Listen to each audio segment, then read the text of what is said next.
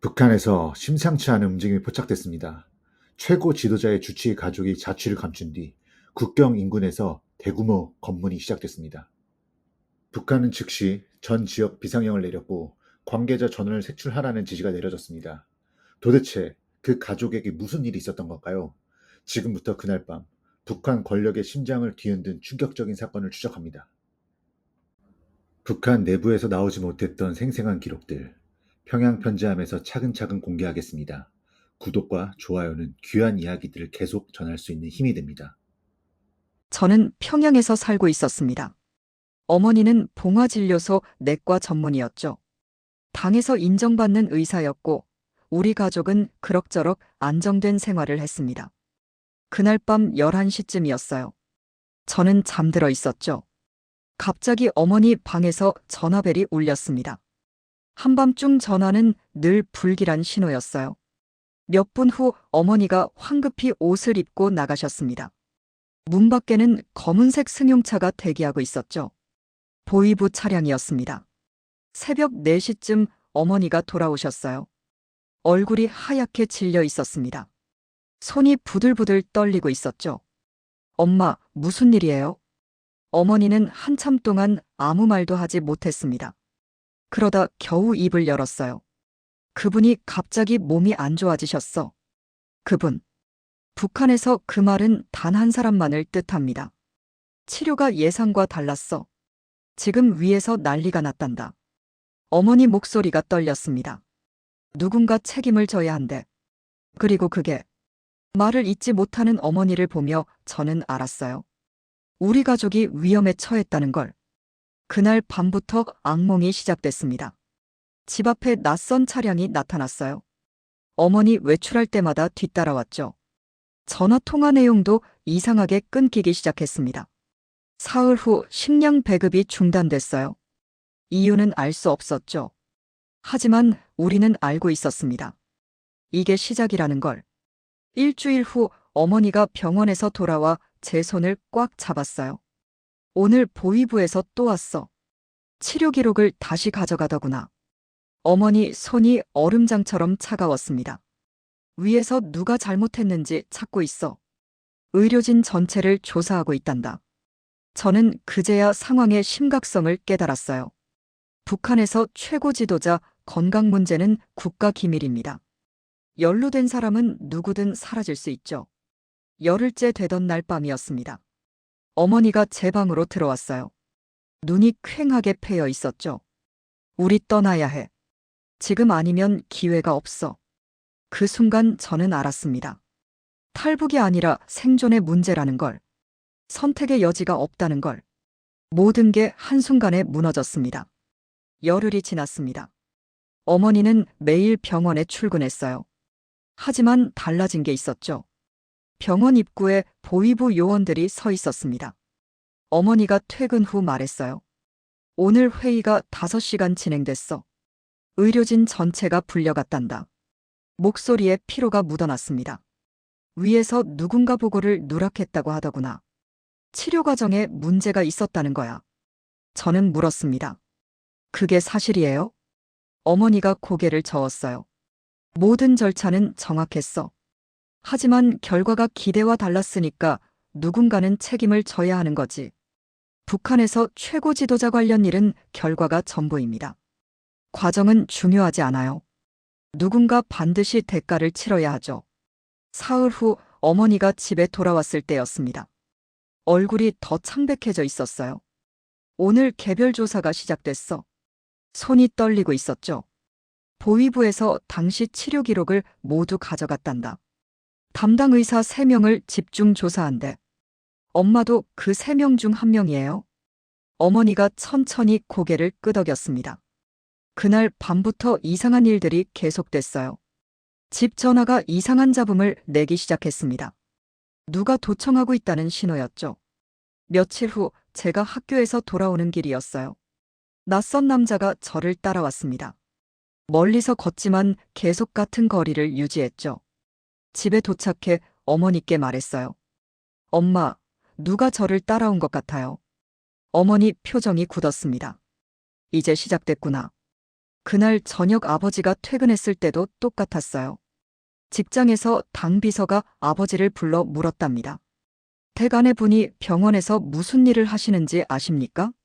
아버지는 평범하게 대답했대요.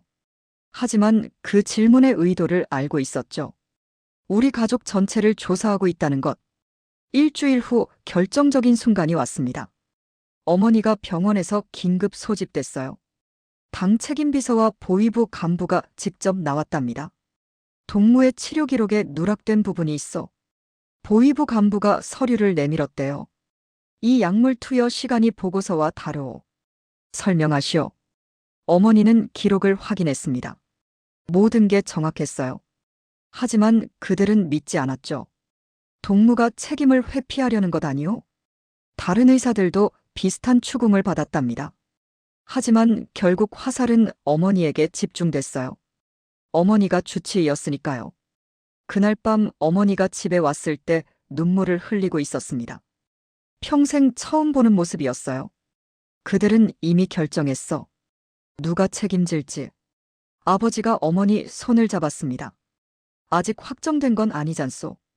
어머니가 고개를 저었어요. 내일 다시 조사받으러 가야 해. 이번엔 중앙당에서 온 사람들이래. 저는 그날 밤 잠을 이룰 수 없었습니다. 복도에서 부모님이 작은 목소리로 대화하는 소리가 들렸어요. 만약 최악의 경우라면 아버지 목소리였습니다. 우리 준비해야 하지 않겠소? 어머니가 대답했어요. 아직은 기다려봐야 해. 하지만 저는 알고 있었습니다. 시간이 많지 않다는 걸. 우리 가족에게 남은 선택지가 점점 줄어들고 있다는 걸. 집 밖에서 차 소리가 들렸습니다. 엔진을 끄지 않은 채 한참 동안 서 있더니 천천히 떠났어요. 감시는 이제 노골적이었습니다. 이틀 후 배급소에서 연락이 왔습니다. 이번 달 배급이 중단됐습니다. 이유는 말하지 않았어요. 하지만 우리는 알고 있었죠.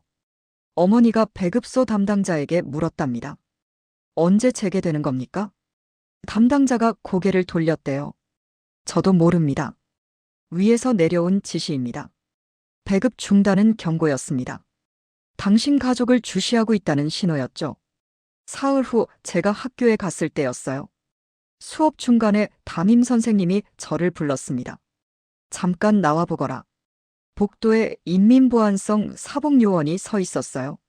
내 어머니가 어떤 일을 하시는지 아니? 갑작스러운 질문이었습니다. 병원에서 일하세요. 구체적으로 무슨 일을 하시는지 말해봐라. 목소리에 압박이 묻어났어요. 환자를 치료하시는 의사예요. 최근에 어머니가 이상한 행동을 하지 않았니? 집에 낯선 사람이 찾아오거나. 저는 고개를 저었습니다. 없어요. 요원이 노트에 뭔가를 적었어요. 내 어머니는 중요한 환자를 담당했어. 만약 내가 뭔가 이상한 걸 발견하면 즉시 보고해야 한다. 알겠니? 저는 대답할 수 없었습니다. 그냥 고개만 끄덕였죠. 교실로 돌아왔을 때 다른 학생들이 저를 피했어요. 누구도 말을 걸지 않았습니다. 소문이 퍼진 거예요.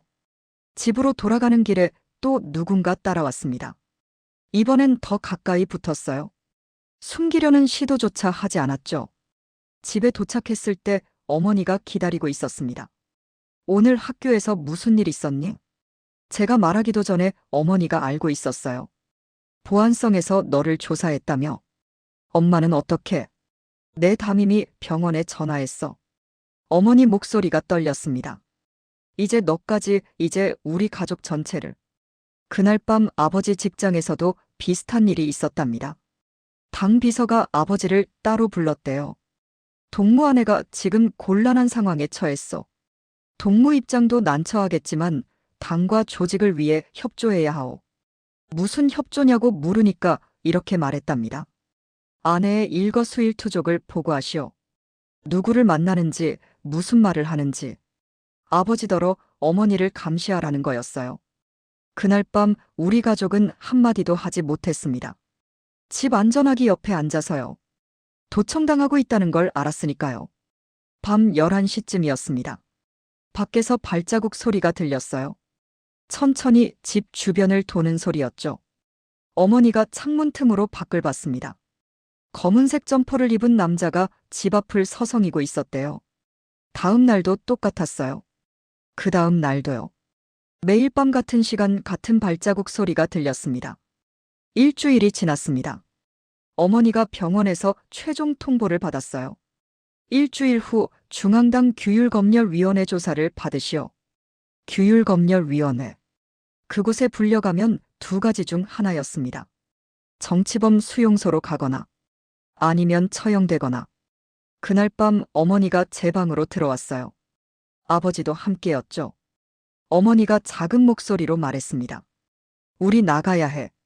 지금 당장. 아버지가 물었어요. 준비가 됐소? 어머니가 고개를 끄덕였습니다. 이미 브로커와 연락했어. 모레 밤 압록강에서 만나기로 했어. 저는 그제야 깨달았습니다. 어머니가 이미 오래전부터 준비하고 있었다는 걸. 우린 죽을 각오를 해야 해. 잡히면. 어머니가 말을 잇지 못했어요.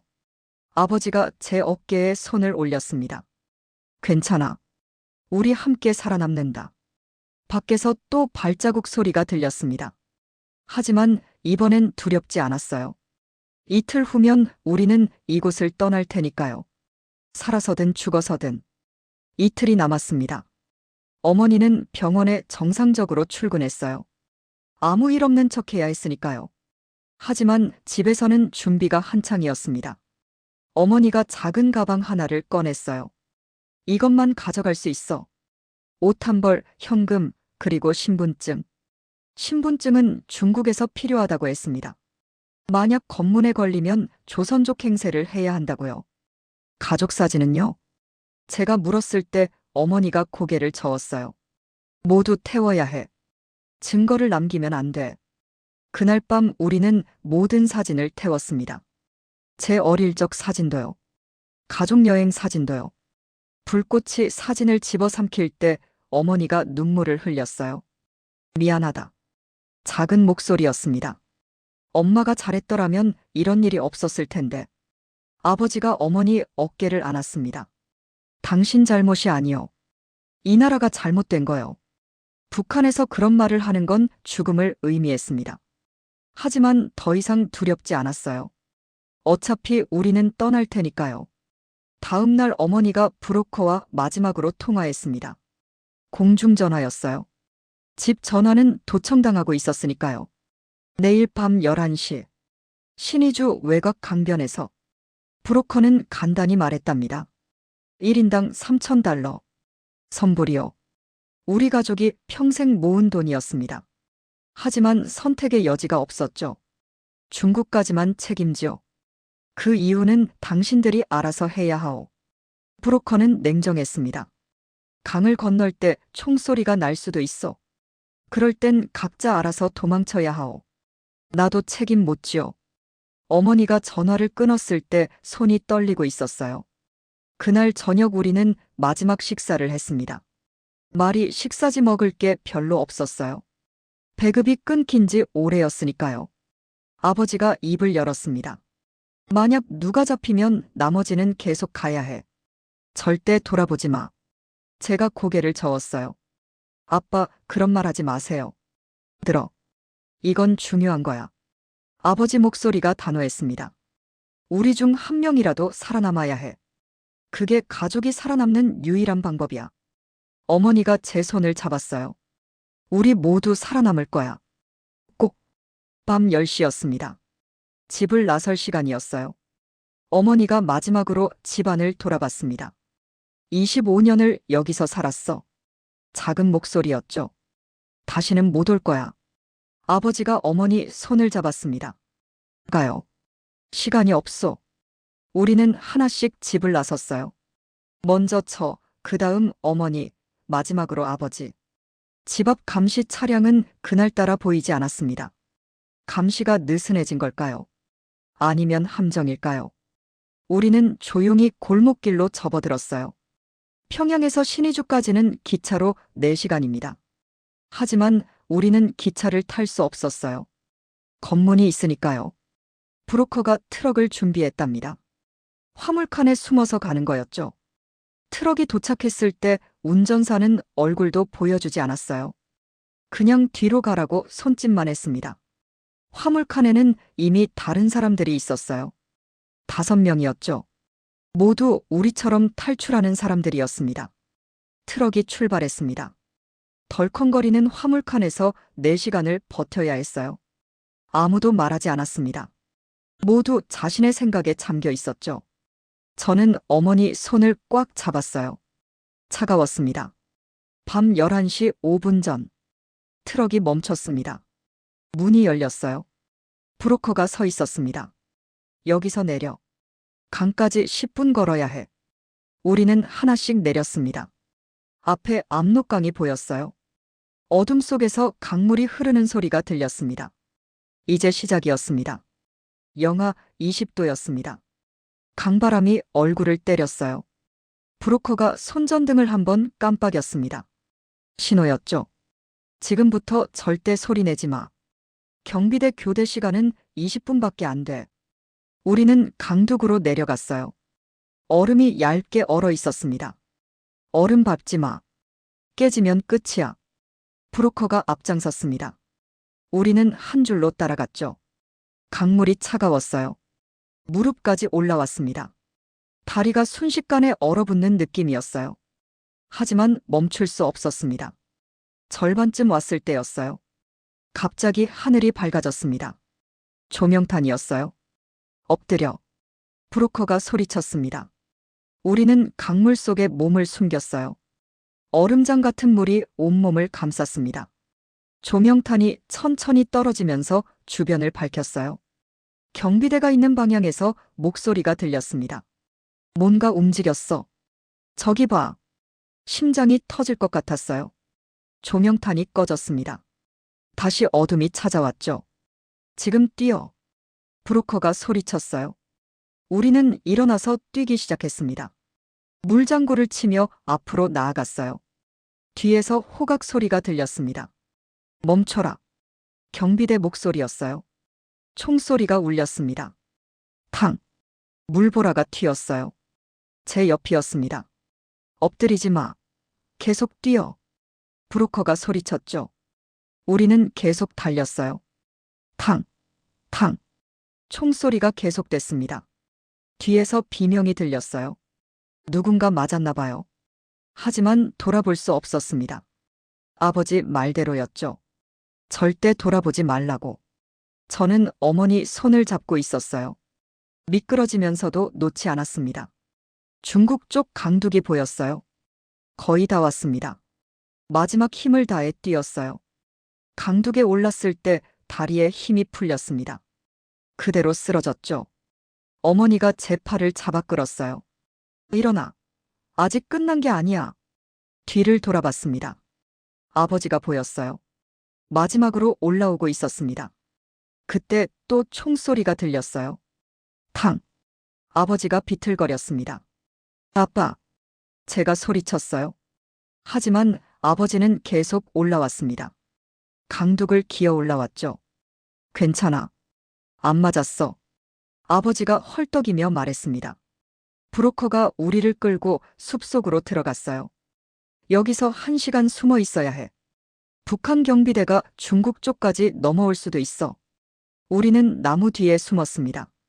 온몸이 젖어 있었어요. 바람이 불 때마다 떨렸습니다. 어머니가 저를 꼭 안았어요. 잘했어. 정말 잘했어. 떨리는 목소리였습니다. 1시간이 지났습니다. 브로커가 일어났어요. 이제 가자. 차가 기다리고 있어. 우리는 일어났습니다. 다리에 감각이 없었어요. 걷기 시작했을 때 뒤를 돌아봤습니다.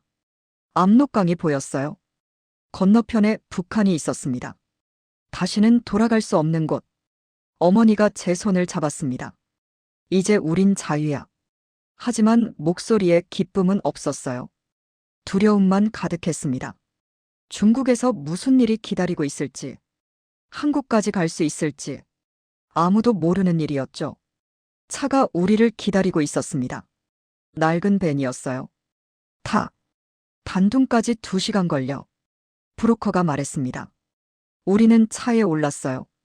젖은 옷 그대로요. 차가 출발했습니다. 창밖으로 중국 마을이 보였어요. 불빛이 있었습니다. 사람들이 살고 있었죠. 북한에서는 상상도 못할 풍경이었습니다. 저는 그때 깨달았어요. 우리가 정말 빠져나왔다는 걸. 하지만 동시에 알고 있었습니다. 이제 시작일 뿐이라는 걸. 중국에서의 생활은 또 다른 지옥이 될 수도 있다는 걸. 중국에서 석 달을 숨어 지냈습니다. 매일이 불안했어요. 공안에게 잡힐까봐 두려웠죠. 브로커가 다시 연락을 해왔어요. 한국으로 갈 준비가 됐어. 베트남을 거쳐야 해. 또다시 돈이 필요했습니다. 남은 돈을 모두 주었어요. 베트남까지 한 달이 걸렸습니다. 버스, 기차, 도보로 이동했죠. 마침내 한국 대사관에 도착했을 때 무릎이 꺾였습니다. 살았다는 안도감이었어요. 일주일 후 비행기를 탔습니다. 생전 처음 타보는 비행기였어요. 인천공항에 도착했을 때 다리가 후들거렸습니다. 정말 여기가 한국인가 싶었죠. 공항에서 국정원 직원들이 우리를 기다리고 있었어요. 환영합니다. 이제 안전합니다. 하지만 저는 믿을 수 없었어요. 정말 안전한 걸까요? 차를 타고 어디론가 갔습니다. 국정원 조사 시설이었어요. 방에 들어갔을 때 처음으로 깨달았습니다. 또다시 조사를 받아야 한다는 걸. 며칠 동안 아무것도 말할 수 없었어요. 어머니도 아버지도 입을 열지 못했습니다. 북한에서 조사받을 때의 기억 때문이었죠. 조사는 곧 처벌이었으니까요. 하지만 여기는 달랐습니다. 조사관이 웃으며 말했어요. 여기는 당신들을 공격하지 않습니다. 우리는 당신들을 보호하려는 겁니다. 그 말을 듣고 어머니가 울음을 터뜨렸어요. 정말 그런 건가요? 조사관이 고개를 끄덕였습니다. 당신들이 겪은 일을 듣고 싶을 뿐입니다. 북한의 실상을 알아야 다른 탈북자들도 도울 수 있으니까요. 그때부터 어머니가 조금씩 말하기 시작했어요. 최고 지도자의 건강 문제를요. 의료진 조사를요. 우리 가족이 겪은 감시를요. 어머니는 의사였기 때문에 많은 걸 알고 있었습니다. 권력층의 건강 상태를요. 의료 시스템의 부패를요. 특권층의 비밀들을요. 조사관들이 놀라는 표정을 지었어요. 이런 정보는 처음입니다. 어머니가 조심스럽게 물었습니다. 이 정보 때문에 우리가 위험해지는 건 아니겠죠? 조사관이 고개를 저었어요. 절대 아닙니다. 오히려 이 정보는 북한 체제를 이해하는 데 큰 도움이 됩니다. 당신은 용감한 분입니다.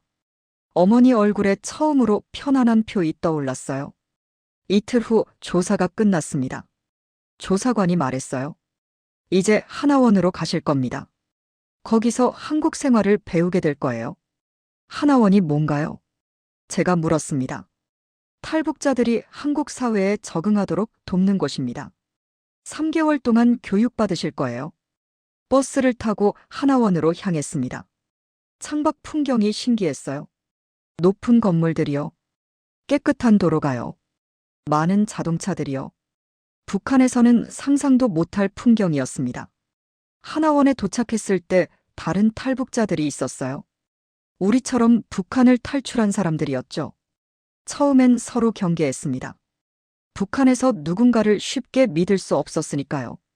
하지만 시간이 지나면서 달라졌어요. 같은 아픔을 겪은 사람들이었으니까요. 저녁 식사 때였습니다. 밥이 나왔어요. 하얀 쌀밥이었습니다. 북한에서는 몇 년 동안 보지 못한 밥이었어요. 옆자리 아주머니가 울고 있었습니다. 이게 정말 매일 나온다는 거예요? 교사가 웃으며 대답했어요. 네, 매일 나옵니다. 원하시면 더 드셔도 돼요. 그날 밤 저는 처음으로 편히 잠들었습니다. 누군가 문을 두드릴까봐 걱정하지 않았어요. 발자국 소리를 듣지 않았습니다. 이곳이 안전하다는 걸 조금씩 믿기 시작했죠. 어머니가 제 이불을 덮어주며 말했어요. 우리 해냈어. 정말 해냈어. 목소리에 안도감이 가득했습니다. 저는 그때 깨달았어요. 우리가 정말 자유로워졌다는 걸. 더 이상 도망칠 필요가 없다는 걸. 더 이상 두려워할 필요가 없다는 걸. 창밖으로 별이 보였습니다. 북한에서 본 별과 똑같았어요. 하지만 이곳의 별은 달라 보였습니다.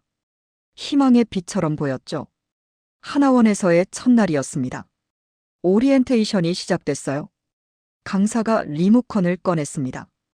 버튼을 누르자 문이 자동으로 열렸어요. 저는 깜짝 놀랐습니다. 자동문을 처음 봤거든요. 다른 탈북자들도 놀란 표정이었어요. 이게 어떻게 되는 거예요? 누군가 물었습니다. 강사가 웃으며 설명했어요. 센서가 사람을 감지하면 자동으로 열립니다. 한국에서는 흔한 거예요. 그날 우리는 처음으로 스마트폰을 봤습니다. 강사가 화면을 손가락으로 쓸어내렸어요. 마법 같았습니다. 이걸로 전화도 하고 인터넷도 하고 사진도 찍을 수 있어요. 저는 믿을 수 없었어요. 이 작은 기계 하나로 그 모든 걸 할 수 있다니. 다음 날 한국 역사 수업이 있었습니다. 선생님이 6.25 전쟁에 대해 설명했어요. 북한에서 배운 내용과 완전히 달랐습니다. 북한이 먼저 침공했다고요? 제가 물었어요. 선생님이 고개를 끄덕였습니다. 네, 역사적 사실입니다. 충격이었어요. 제가 평생 배운 게 거짓이었다니. 다른 탈북자들도 마찬가지였습니다. 모두 혼란스러워했어요. 하지만 시간이 지나면서 받아들이기 시작했죠. 우리가 속아 살았다는 걸. 일주일 후 직업교육이 시작됐습니다. 컴퓨터 수업이었어요.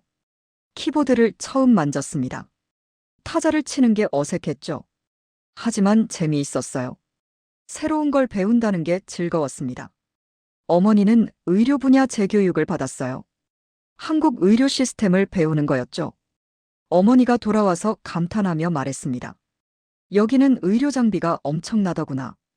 북한에서는 상상도 못할 수준이야. 다시 의사할 수 있을 것 같아요? 제가 물었어요.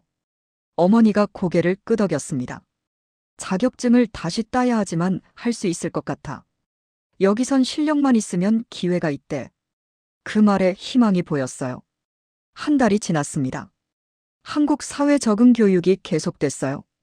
은행 사용법을 배웠습니다. 지하철 타는 법을 배웠어요. 편의점에서 물건 사는 법도 배웠죠. 모든 게 신기했습니다. 특히 편의점이 충격이었어요. 24시간 문을 연다니. 온갖 음식이 다 있다니. 이게 다 사 먹을 수 있는 거예요? 제가 물었습니다. 강사가 웃었어요. 네, 돈만 있으면 언제든지 살 수 있어요. 북한에서는 돈이 있어도 살 게 없었는데, 여기는 돈만 있으면 뭐든 살 수 있었습니다. 어느 날 심리 상담이 있었어요. 상담사가 조용히 물었습니다. 탈북 과정에서 가장 힘들었던 게 뭐예요? 저는 한참 생각했어요. 두려움이요. 매 순간 잡힐까봐 무서웠어요. 상담사가 고개를 끄덕였습니다. 그 두려움은 시간이 지나면 나아질 거예요. 여기선 아무도 당신을 해치지 않아요. 그 말이 위로가 됐습니다. 2달째 되던 날이었어요. 하나원에서 외출 프로그램이 있었습니다. 버스를 타고 서울에 갔어요. 거리가 화려했습니다. 네온사인이 빛났죠. 사람들이 자유롭게 걸어 다녔어요. 아무도 서로를 감시하지 않았습니다. 아무도 두려워하지 않았어요. 백화점에 들어갔습니다. 옷이 가득했어요. 신발도, 가방도, 화장품도. 어머니가 말했습니다. 여기 사람들은 이게 당연한 거겠지. 저는 고개를 끄덕였어요. 우리도 곧 당연하게 될 거예요. 3달이 거의 다 됐습니다. 수료식 날이었어요. 원장님이 말했습니다. 여러분은 이제 대한민국 국민입니다. 자유롭게 살 권리가 있어요. 수료증을 받을 때 눈물이 났습니다. 정말 끝났구나. 정말 시작이구나. 하나원을 나올 때 동기 탈북자들과 인사를 나눴어요. 연락하고 지내요. 서로 도우며 살아요. 모두가 약속했습니다. 짐을 싸서 나올 때 뒤를 돌아봤어요. 하나원 건물이 보였습니다. 여기서 우리는 다시 태어났어요. 한국 사회의 일원으로요. 어머니가 제 손을 잡았습니다. 이제 진짜 우리 집을 찾아야지. 아버지가 웃으며 말했어요. 좁아도 괜찮소. 우리 집이니까.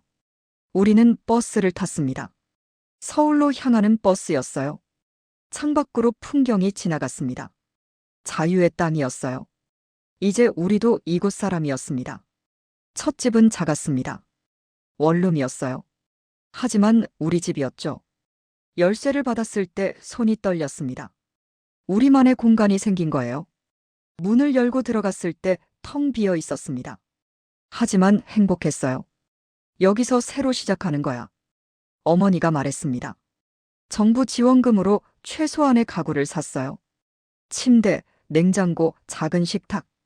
처음으로 우리 돈으로 산 물건들이었습니다. 일주일 후 저는 아르바이트를 시작했어요. 편의점이었습니다. 처음엔 계산대 사용이 어려웠어요. 손님들이 답답해했죠. 하지만 점장님이 친절했습니다. 천천히 배우면 돼요. 누구나 처음은 어려워요. 한 달 후 첫 월급을 받았습니다. 통장에 돈이 들어온 걸 확인했을 때 울컥했어요. 제 노동의 대가였습니다. 누가 빼앗아갈 수 없는 제 돈이었죠. 어머니는 간호조무사 자격증 공부를 시작했어요. 의사 면허를 다시 따려면 시간이 오래 걸렸거든요. 일단 병원에서 일하면서 준비할 거야. 어머니가 말했습니다. 아버지는 공장에 취직했어요. 야간 근무였습니다. 힘들었지만 불평하지 않았어요. 돈을 벌 수 있다는 게 얼마나 감사한지 몰라. 아버지가 말했습니다. 반년이 지났습니다. 저는 정규직으로 전환됐어요. 작은 회사 사무직이었습니다. 어머니는 병원 간호조무사로 일하기 시작했어요. 환자들이 어머니를 좋아했답니다. 경험이 많으시네요. 의사 선생님이 말했대요. 아버지는 공장에서 반장이 됐습니다. 성실하다고 인정받은 거예요. 1년이 지났을 때 우리는 조금 더 큰 집으로 이사했습니다. 투룸이었어요. 제 방이 생겼습니다. 평생 처음이었어요. 방에 책상을 놓고 컴퓨터를 샀습니다. 온라인 강의를 들으려고요. 저는 간호학을 공부하기로 했어요. 어머니처럼 의료 분야에서 일하고 싶었습니다. 어느 날 저녁이었어요. 우리 가족이 식탁에 둘러앉았습니다. 치킨을 시켜 먹었어요. 북한에서는 상상도 못할 음식이었죠. 오늘이 우리가 탈북한 지 정확히 2년째 되는 날이야. 어머니가 말했습니다. 우리는 잠시 말이 없었어요. 그날의 기억이 떠올랐습니다. 얼음장 같은 압록강을요. 총소리를요. 두려움을요. 하지만 동시에 감사했습니다. 우리가 함께 살아남았다는 것에요. 아버지가 입을 열었어요. 힘들었지만 후회하지 않소. 어머니가 고개를 끄덕였습니다. 우리 딸이 자유롭게 꿈을 꿀 수 있잖아요. 저를 보며 웃었어요.